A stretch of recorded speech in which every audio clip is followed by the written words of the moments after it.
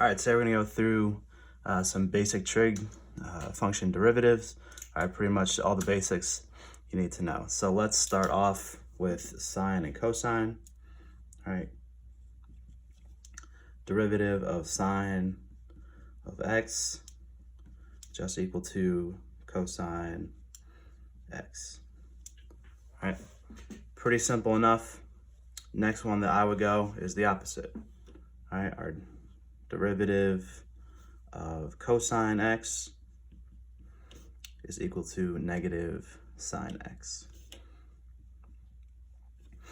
All right, so again, those are the slopes of the tangent lines at every x among those.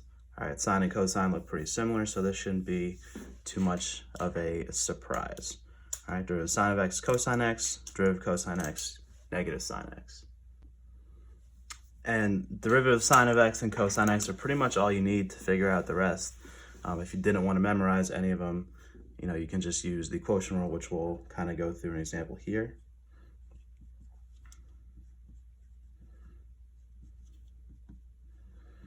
All right, so I could rewrite tangent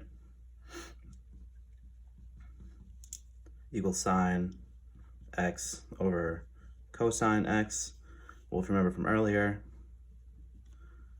sine x derivative is cosine x, and cosine x has a derivative of negative sine x, right?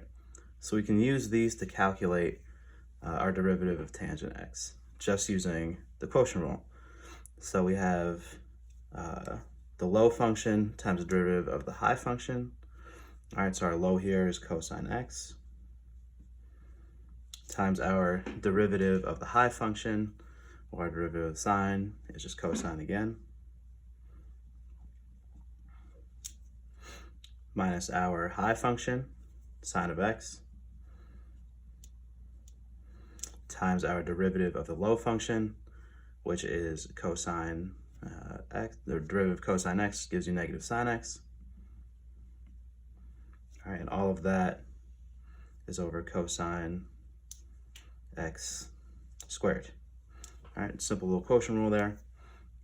So we can rewrite this as cosine squared of x plus sine squared of x, all over cosine squared x. All right, so if I'm doing this, right, this whole thing is trig identity here, cosine squared of x plus sine squared of x, well, that's just all equal to 1. So I have 1 over cosine squared of x, all right, and we know that to be secant squared of x. All right, so that's how we can prove that your derivative of tangent of x is equal to secant squared of x. All right, and you're going to have a similar thing happen here when you do derivative of cotan, and that is just going to be equal to negative cosecant squared of x, because the cosine and the sine flip, and your sine will first be on that side, so that's where you get that negative cosecant squared of x. All right, last two ones we have to talk about are derivative of secant and cosecant. All right, so we can kind of prove those the same way.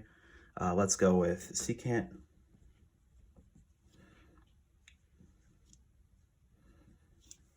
All right, so we do the same thing. We rewrite that as 1 over cosine of x. And we have another quotient rule here. All right, so we have low function times the derivative of the high. All right, derivative of 1 is just 0, minus the high function times the derivative of the low. So that just gives you a negative sine of x. All of that is over cosine x squared. So we simplify that. This goes away. Negative times negative is a positive. I have a sine of x over cosine squared of x. So I can rewrite this guy one more time. Sine of x over cosine x times cosine x. Well, we know sine over cosine is tangent, so I can rewrite as tan of x times 1 over cosine of x. All right, and 1 over cosine of x is just secant. So tan x secant x is your answer. All right, so d dx of secant is equal to tan of x times secant x. All right, and d dx of cosecant x is equal to negative cosecant x times cotan x. Because this will be 1 over sine, our signs will flip, and that's where that negative sign will come from.